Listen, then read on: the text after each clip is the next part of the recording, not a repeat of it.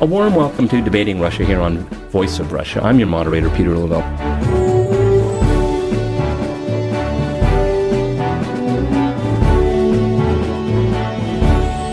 Most would agree that we are witnessing a tumultuous and eventful transformation of the Arab Middle East and beyond. And that transformation is taking place with outside involvement, including Russia's involvement. To talk about Russia's role in the new Middle East, I'm joined by my guest in London, Saad Jawad. He's a senior visitor fellow at the Middle East Center at the London School of Economics. We also have conservative journalist Phibbs, and joining us is Halla Diyab. She is an award-winning Syrian writer and a filmmaker. And here in Moscow with me is Veniamin Popov. He's director of the Center for Civilizations Partnership and former ambassador to Libya and Tanzania. Halla, if I can go to you first. G8 just ended and no agreement on Syria. What are your thoughts on that? I expected the failure of G8 to reach any agreement on Syria because the main focus of the Western leaders is on military resolution in Syria, and the political resolution is not actually working hand in hand with the civil resolution or reform in Syria. And also with this condition of Bashar Assad to step down from power, and he insists he will not give up power at this point. And he actually for 2 years he was holding to power. We know that he will not give up power easily. So by insisting that the negotiation will not start till he give up the power and step down, actually is a barrier to any peace resolution in Syria. And the G8 leaders, their own focus is just to get rid of Bashar, while the crisis in Syria is not about Bashar Assad. There's sectarian war going on. There's civil war going on. There's rise of jihad tourism to Syria. There's a problem between Shia and Sunni. There's major problem of Muslim scholars on Friday calling for jihad from Egypt to Syria. And there is so limited view and perspective on what is going on in Syria. And I do actually understand what Mr. Putin was insisting on, the fact that we can't just kick Bashar out of power and creating a political, social vacuum in Syria that can make Syria vulnerable to extremist group, to sectarian divisions among Syrians, especially that we have a very fragmented and divided political opposition in Syria. Saad, Jawad, would you agree or disagree with what we just heard from Halla? No, I agree with most of my colleagues' words, but I also could add that the GE approved that the Western solution to the Syrian problem has failed. Now, I think in this round, the Russian government has come up victorious, in the sense that the final report of the GA did not include the removal of Bashar Assad. This is the first thing. The second thing, that the Syrian representatives in the coming Geneva meeting will be represented by the foreign minister, Mr. Al-Muallim, the Syrian foreign minister, and this is the second victory.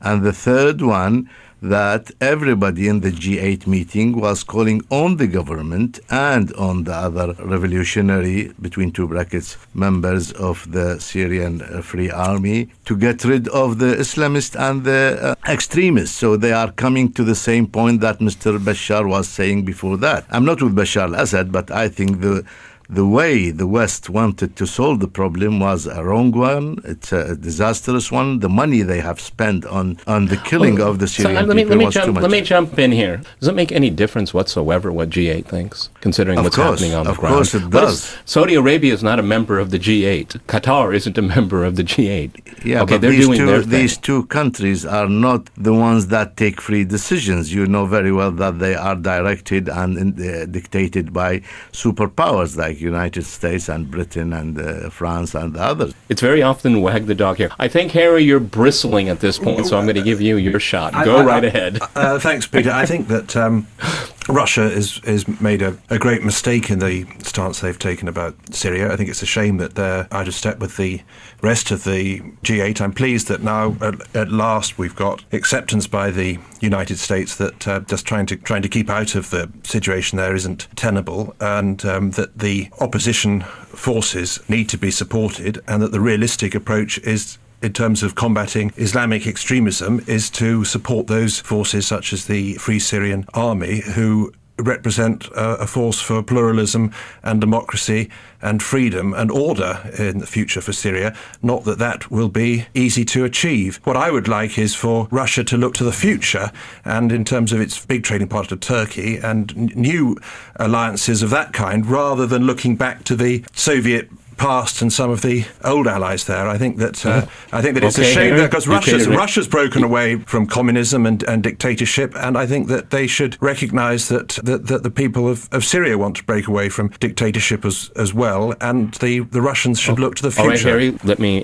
let Ambassador Popov here. You were an ambassador during the Soviet period, so you know the Middle East, you know the Arab world very well. Give us your 2 cents. It seems to me that our last colleague, he is guided by the ideas of the past, ideas which remind me of the Cold War, when Russia was the absolute enemy. And he is criticizing what Russia is doing, whether we are right or wrong. I agree with 2 other colleagues that nowadays the main question, how to stop this awful bloodshed, how to end this destruction of this wonderful country, which has a very interesting historic heritage, which is in the center of the Arab world. And the Syrian people has paid a very big price. More than 90,000 persons killed. It's awful things. Awful things. And the continuation of this civil war means the further destruction of this country, and now it spills over the borders, and it affects all the neighboring countries, including, first of all, Lebanon, Jordan, Turkey. I just come from Turkey. I know that what I am saying. And let's mention and Iraq. And Israel and also. Israel, and all the other countries as well. And our main purpose of our policy, it is to stop this fighting and to find political solutions. I always say that it is after 2 years of this bloody conflict, now we've got the hope to put an end to this conflict with this Kerry-Lavrov initiative. You're listening to Debating Russia here on Voice of Russia. Halla, please go right ahead. I just feel that the West is isolating between the history of Syria and the current crisis of Syria. We can't actually solve the problem in Syria unless we understand Syrian life, the complexity of the Syrian society, and the fabric of the Syrian people. I spent my high school in Syria during Hafiz Assad time. We were part of military schools where we used military uniform, and it was a school uniform in Syria. And I remember every single morning in school we were reciting the national anthem, freedom, socialism, and unity. And Hafiz Assad created a independent nationalistic views in us as a Syrian generation, and created a political and military sufficiency which Russia has supported Syria in order to establish this sufficiency as an independent country. And we as generation, and I'm very frank about that, we were brought up on hostile attitudes towards America and the West, especially post September 11, especially was a war on terror and Bush policy against Muslim countries after Iraqi war. And now there is a rise of interest in the Western people to liberate Syria. That's only after Obama comes to the power, after the rise of Muslim Brotherhood and Islamic renaissance in the Middle East, after the fall of Iraq and the vulnerability of the borders which export Islamic views to Syria, and also the support of the Western Muslim Brotherhood. And that really alienates Syria's relation to Russia. And what the West expects? Do they expect that Syria will fight on its own? Of course, the rebels from the very start, they had weapons, and we all know they had weapons from Saudi Arabia and from Qatar. Only last week, Saudi Arabia sent the rebels airstrike weapons. So we know that they want to support and empower the Salafi Sunni presence in the region. The thing is I think it's very interesting is that when looking at Russia's policy in the region, I mean, there's countries like Russia that want to see the country maintained its sovereignty. And then you have Western countries that want regime change. Now, this is the big conflict. You know, it's less and less about Assad from the perspective of Iran, from Russia, and other countries in the region, because they don't want Syria to collapse. Mr. Assad will leave one day. I don't know when. He's a mortal man. But we don't want to see the state of Syria collapse because, as many people have pointed out, Libya imploded. Syria will certainly explode if we continue down this path. Well, let me say one thing. I lived in Iraq all my life until 2000. 8-9, and I lived all the events in Iraq. Now, the Soviet Union collapsed in 1990. We were told that the Soviet Union was a big obstacle in the way of initiating democracies in the Third World and supporting tyrannies and dictator regimes and so on. Then we have been left to the sole power of the United States and the West. What happened since then? We had a war on Iraq in 1991, which was in a way legitimate because Iraq occupied Kuwait and they had to do something about that. After that, we had 13 years of inhuman sanctions against the Iraqi people. After that, we had an invasion and occupation. And for 10 years now, Iraq has been dismantled as a state, and it was occupied by the United States and Britain, and nothing was done for the Iraqis to ameliorate their life there. Now, everybody now in Iraq, the majority now coming back and saying we were better living under Saddam Hussein. Now, this was done under the supremacy of the United States power. Then we have the example of Afghanistan. Then we have the example of Libya. This is the examples the West are offering to us, and they want us to accept them, and they do not want the Soviet Union to now step in and support a regime in Syria. They are objecting to the Hezbollah intervention in Syria, but they have never objected to the floods of fighters, of militias from Libya and Tunisia and Qatar and Turkey and Saudi Arabia, and the money they have spent there. This is a double standard. Okay. We cannot accept this Saad, anymore. Double standard. Okay. Go ahead. Okay. Well, first of all, I wanted to come back on something the former ambassador was saying, suggesting that I'm anti-Russian. I actually think that Russia is quite right to be concerned about Islamic extremism, and I think it's understandable that Russia, from its own interests, should be concerned about that. And that's something where Russia and the West should agree on the aim of combating that type of terrorism and fanaticism and extremism. But I think that the mistake Russia's making there is to oppose the West supporting the Free Syrian Army, because I think that would be a force that would help to sideline the Islamic extremists, whether of Al Qaeda or by the way, also Iraqis Free Army, and look what happened in Iraq. They have supported the Iraqi opposition, and look what happened in Iraq. Free Syrian Army, who half of them are Islamist military groups. Free Syrian Army, who have eaten the organs of soldiers from the National Army. Free Syrian Army, who attacking the regime from residential areas. My auntie lost her house in Syria. Do you know why? Because the Free Syrian Army you are now talking about, they used to go there to these areas in Damascus and hide there, and then they fight the regime from there. They have occupied residential areas in Syria in order to fight the regime. Free Syrian Army are just not doing anything to Syrian people. They are filling up their pockets from the charities and donations, and they do nothing to the Syrian refugees who are in Zatari and Jordan and in Lebanon, who are eating gratin bread. Free Syrian Army, what are they going to do to Syrian people? They have no defined political demands. They have no political strategy. They are divided and separated. They have name one political leader who said one political plan for post-Syria. They have nothing in their mind except of saying we want to get rid of Bashar Assad. Free Syrian Army, do not present me as a Syrian who aspire for democracy and freedom. I would like to go to the ambassador here in Moscow, please. Yeah, I agree with what Halla said, but I'd like to stress only this point. We have now golden opportunity to end this awful conflict. It is Kerry Lavrov initiative, the convention of the Geneva Conference, and we should unite our efforts and join all the parties concerned should join their efforts in order to achieve this goal. But Mr. Ambassador, stop the fighting. With all due respect, Mr. Ambassador, I mean, we had that meeting here in Moscow, and it looked like a turnaround on the Americans' part, going back to what the Russians suggested in Geneva of last year. But then we have, after that, Mr. Obama says he's going to arm the rebels. And it's the first Western leader to say it openly, directly, that we will arm these people. I mean, how do you square the circle, sir? It is a pity that because to arm the rebels, it means you are getting some fuel to the fire. Only you can't stop the fighting with the arming. It is impossible. I hope for the reasonable attitude of our American partners, and I think that there was an agreement in Geneva 8 that Kerry and Lavrov should concentrate to prepare thoroughly the Geneva Conference.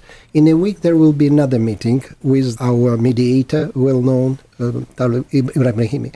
And I think that it is the only possible way out. It is the golden opportunity. Okay, we Harry? should not miss this opportunity. Harry? Otherwise, we'll continue our discussions, but it is not useful for the moment. Okay. What I was going to add is, as well as stressing the importance of supporting the Free Syrian Army, and of course in a war you'll get brutality and individual acts that will be appalling in any side, but the overall strategy should be to support the Free Syrian Army as offering the best option for a free and democratic Syria. But the mistake that Russia, I think, is making from Russia's perspective of wanting to defeat Islamic fundamentalism is supplying arms to Assad, which then get passed on to Hezbollah, that are a terrorist and Islamic extremist organisation. And so I think that Russia's own objectives of wanting to prevent Islamic extremism, providing arms through to Hezbollah is a great mistake. This is playing of words. And Hezbollah this is is kind well. of a red herring. Yeah. Hezbollah is well armed, and it doesn't need the supplying of arms from Assad or from the Soviet Union. They are well armed and they have their own armaments. Now you are creating some excuses for the intervention on the side of the Free Syrian Army, like you did in Iraq. You said that Saddam Hussein was having. I'm sure that you are one of the ones who spread the news about weapons of mass destructions, and Iraq is harboring Al Qaeda and what have you, and then it all turned false, and when things came to the ground, nobody apologized about what you have said and you have published in your newspapers, and even your politicians who have spread all these lies, nobody said, sorry, we have done something wrong to the Iraqis.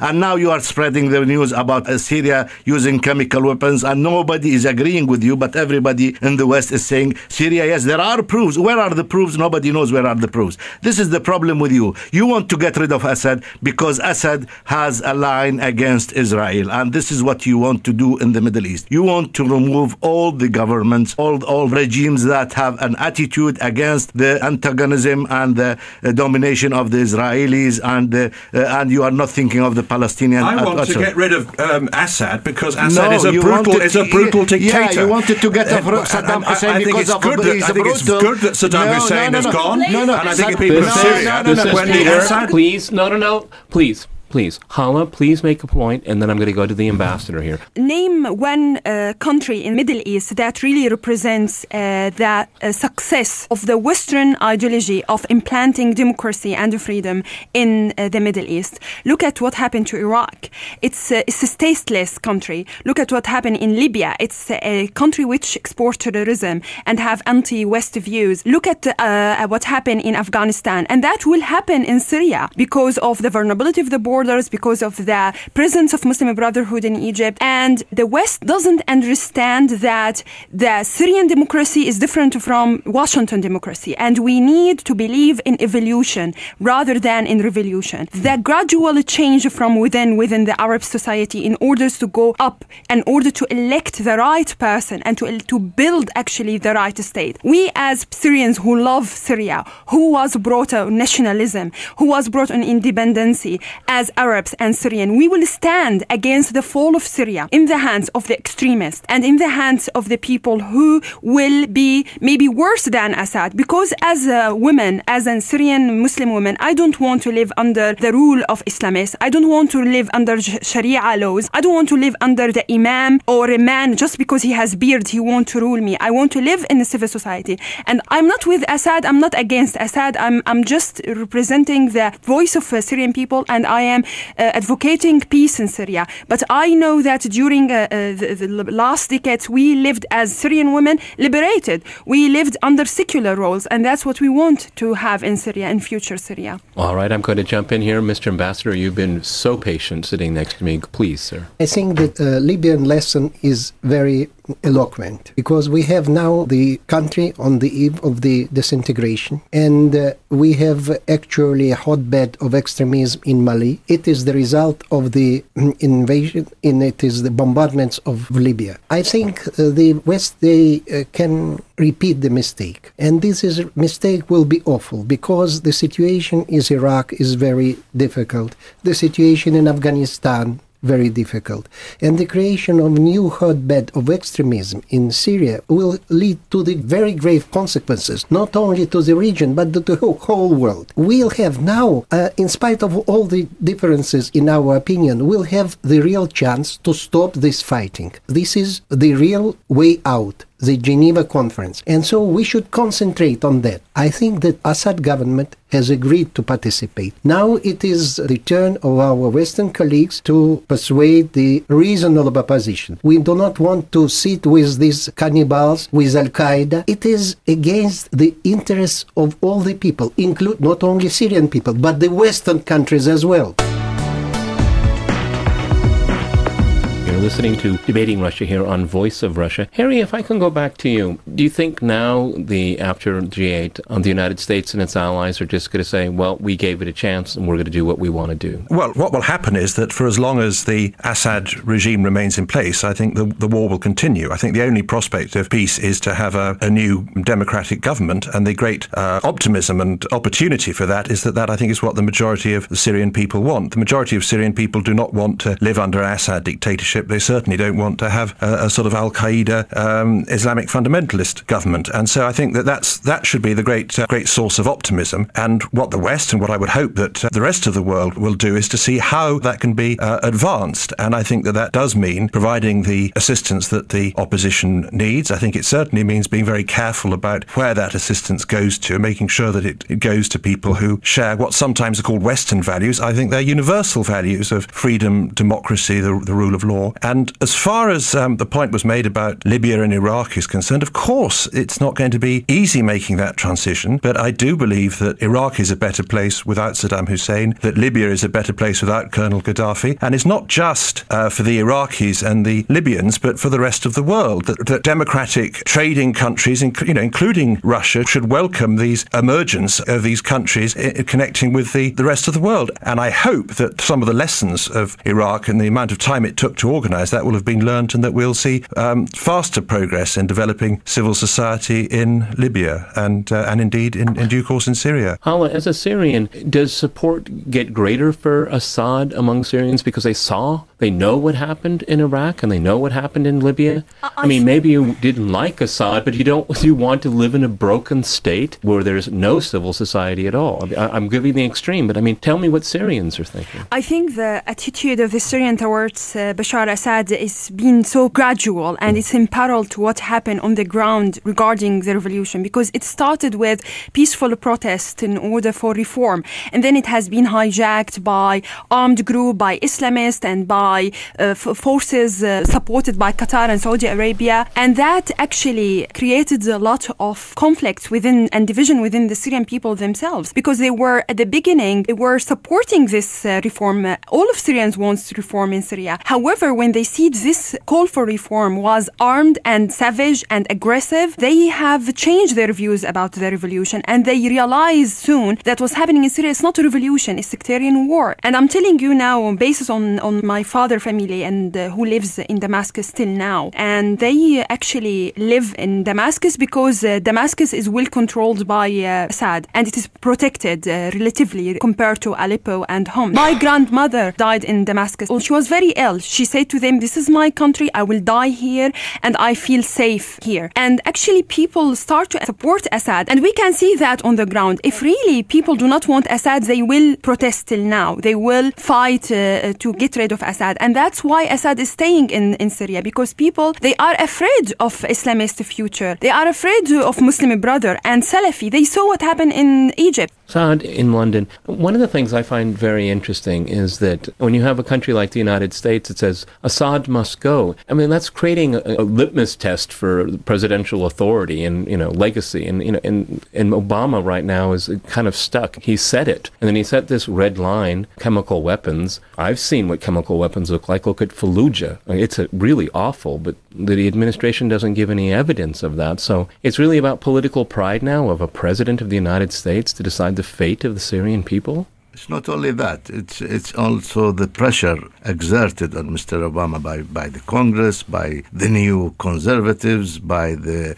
Israeli lobby to use arms and to supply arms to the Syrian opposition, to create this myth about the chemical weapon, as they did with the Iraqi situation. I think the greatest mistake will be again committed in the United States by issuing a law to liberate Syria, as they did with Iraq in 1998, and they created all this problem by this American law. The Americans are very much intransigent. They do not want to change their opinion or their attitude towards what's happening in Syria, and that's why I believe that the Russian government has a historic and an international duty to play a role in stopping all this madness the West is driving us to. I lived in Iraq. I cannot argue with anybody who could say that. I cannot understand even how Iraq is better state now than before. Only last month, 4,500 people were killed in Iraq in terrorism, and the terrorist activities were allowed by the invasion to come into Iraq. Iraq was a free country from Al-Qaeda and any extremist group. So for someone who is living in the West, come and tell me the situation in Iraq now is better than under Saddam Hussein, and the situation in Libya is better than, and he give the judgment here. I want him to go back to Iraq and to live in Baghdad for 3 weeks or 1 week and see how people are living and how people are suffering. The money, not a single major project was initiated in Iraq. All the money is stolen, and the irony is that all these thieves have British, American, French passports, and they brought the money and came and live here with their millions, while before 2003 they were living on government benefits. This is the sort of people the West want to bring back to Syria as well, bringing this opposition, a shop in Liverpool who is spreading all the propaganda about the amount of victims in Syria, and some other ex-Syrian citizen who is giving all the information, and the West listen to them. They do not even verify the information that is coming from Syria. In fairness, we're almost out of time here. I want to give Harry the last word. Harry, go ahead, because my question real quick is that, there was Reuters was reporting that Putin stands alone at G8, but many other people are saying that this could be Obama's Vietnam if he doesn't make the right decisions. Well, look, I don't object to anybody standing alone if they're right.